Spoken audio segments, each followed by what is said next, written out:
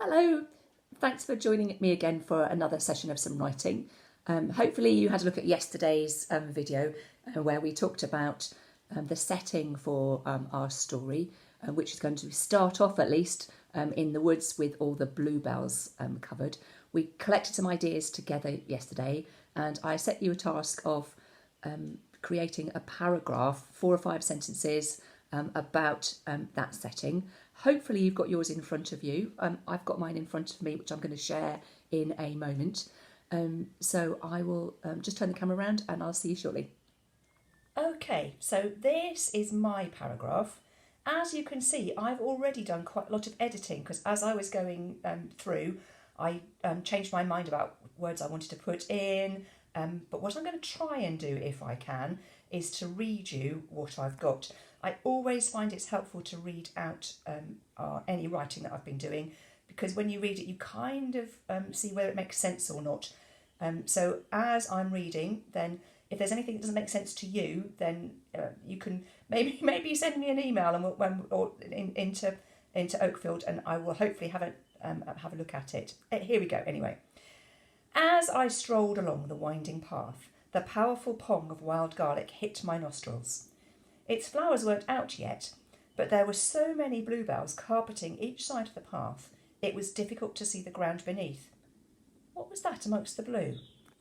My eyes adjusted to the dappled light, and I honed in on a single small yellow flower, shining like a solitary star in the evening sky. Okay, what do you reckon? As you can see, I've done quite a lot of editing already. I've changed my mind 2 or 3 times whether to start as I strolled or just I strolled. And again, I'm not sure about strolled actually. It's going to depend a bit on what character I go with, because that tells me already a little bit about the character. So that if they're strolling, it means they're not in a hurry. They're probably not necessarily worried about stuff. So they're probably feeling quite relaxed. And that's what we're going to come on to next, thinking about the person involved in this story.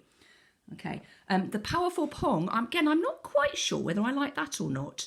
I quite like it because it's got alliteration, the pa, is that the powerful pong?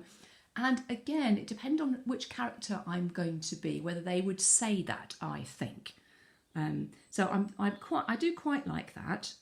I've got the bit about the yellow flower in. I think I might have gone a bit overboard with my solitary star in the evening sky. I don't know. I'm going to leave it in for the moment. I was wondering as well about some figurative language there. So if it wasn't going to be a star in the sky, whether it could be like a little boat adrift on the sea, a blue sea. But I'm going to stick with what I've got for the moment. I am just going to go back to my notes that I made, which are right next to me. So some of the things I have included. So I've included the winding path. I've included, it's always the case I haven't got a pen that works, a winding path. I've included a bit about it being shady. I'm going to save the coming out of the dark into the light until there's a bit more action. And ditto whether there's anybody else there. I haven't talked much about the trees and the spilling out yet, but I'll bear that in mind for another time. I have got a bit about the bluebells and the solitary flower and the patches of light and shade and the wild garlic. So actually I haven't done too badly. And all that lot has got into my paragraph. Brilliant. Okay, so the next thing I want to think about is who it is who's doing the talking. You might have noticed that I've got I in my story so far. So I've decided as the writer that I'm going to write this in the first person. So whereas it's the character in the story telling the story, you don't have to. You could say he or she or it, as long as you stick with whatever you decide. But I'm going to go for a first person with the character telling the story. We mentioned yesterday as well these 5 W's, the where, who, when, what, why. And what I'm going to do now is I am going to have particularly a good old think about the who. So my brain has been racing overnight to think about who's going to be telling this story. I've got a few ideas. and I can't quite make my mind up. So what I'm going to do is I'm going to do a bit of a spider diagram. So that's that with the who in the middle. I might even have a question mark there.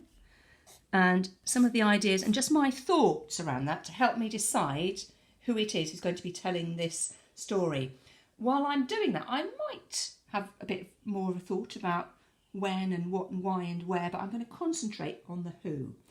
So I'm going to ask you to do the same, and maybe come up with, I've got 5 there, it doesn't have to be 5, but I think I've got 5 in my head I could probably think about to help me decide who's going to be telling this story. Also, please do go back to your paragraph, do read it out loud, maybe even record it and send it in. And if you want to make any changes, then do as you spot things that don't quite sound right. Brilliant. Back to our who's. I'm going to go and do some thinking, and you do some thinking, and we'll see you shortly.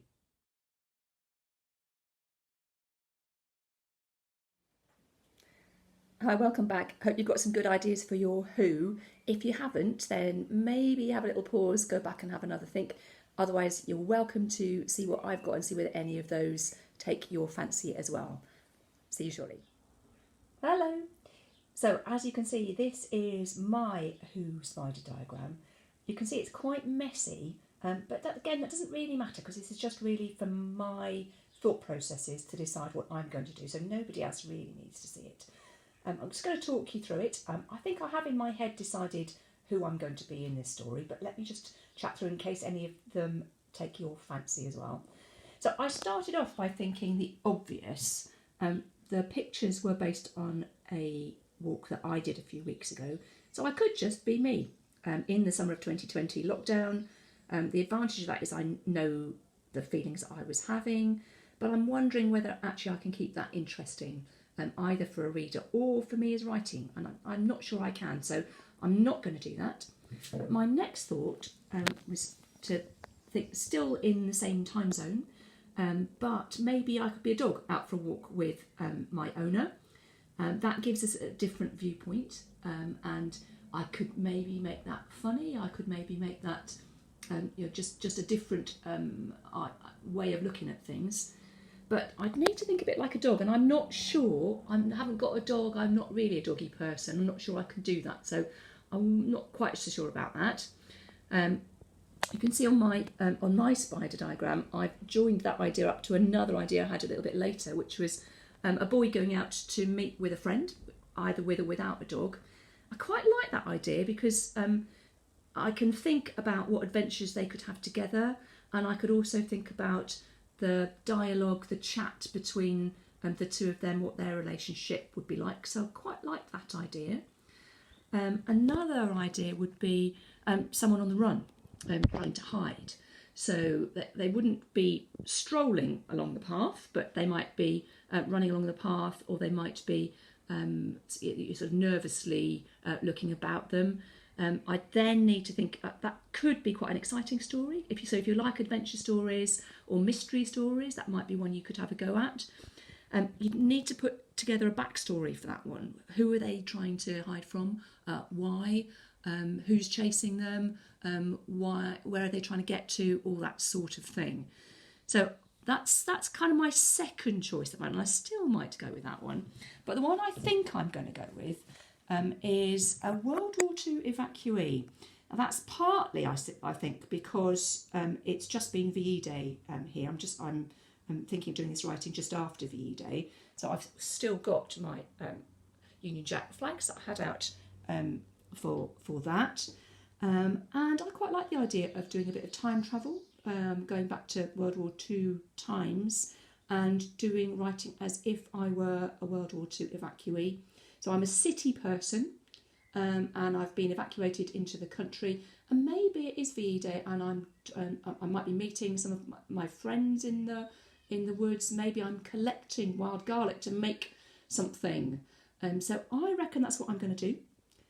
That's the one I'm going to go for. You could go for one of the other ones that I've got, or you might have your own fantastic idea to take your story forward. So the challenge for today is then to write a paragraph or two which introduces us to the character, tells us a bit more about that.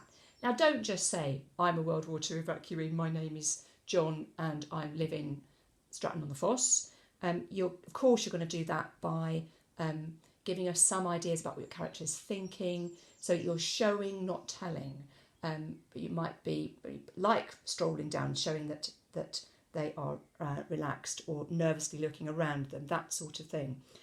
I'm thinking I might do a paragraph before the strolling down the path, just to explain where I'm coming from and what I am going to be doing in the wood. So have a go at doing that. So decide who you are and then either carry on from your first paragraph or put a paragraph before that. Either way, to introduce your character, and we'll meet again tomorrow and share what we've got.